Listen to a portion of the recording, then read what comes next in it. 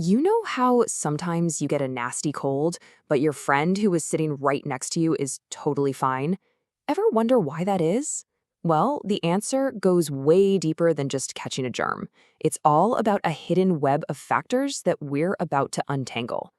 So let's just get right to it. What really causes a disease? We're all taught to point the finger at a specific virus or some bacteria, but is that really the whole story? Not even close. If you really want to prevent and control disease, you have to look beyond that single germ. Epidemiologists investigate the entire web of factors to figure out who gets sick and, more importantly, why. Okay, so here's our game plan.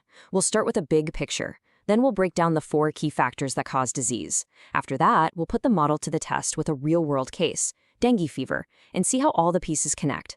Then we'll wrap up with why this way of thinking is such a game changer. So why is digging for the cause so important? Well, think about it. If we only ever treat symptoms, we're always just playing catch-up. Understanding the root causes is the key to actual prevention. It's the difference between constantly putting out fires and making sure they never start in the first place.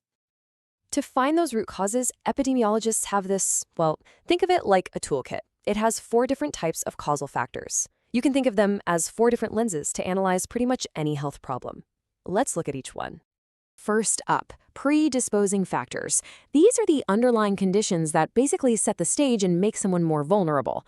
The best analogy is dry wood. The wood itself doesn't start a fire, but boy, it's ready to go if a spark lands on it. For people, this could be your age, your genetics, or even an illness you've had before. Next, we've got enabling factors. These are all about your environment, the external conditions that can either help a disease spread like crazy or, on the other hand, protect your health. We're talking about things like your income level, your housing situation, or your access to medical care. Third, we have the precipitating factors. Okay, this is what most of us think of as the cause. It's the direct trigger, it's the spark that actually lights the dry wood. For an infectious disease, this is the moment you're exposed to the virus or bacteria itself. And finally, there are reinforcing factors. These are the things that make an existing disease worse or just drag it out. They're what adds fuel to an already burning fire, you know? Things like being exposed to the germ over and over again, or living in conditions that prevent you from recovering.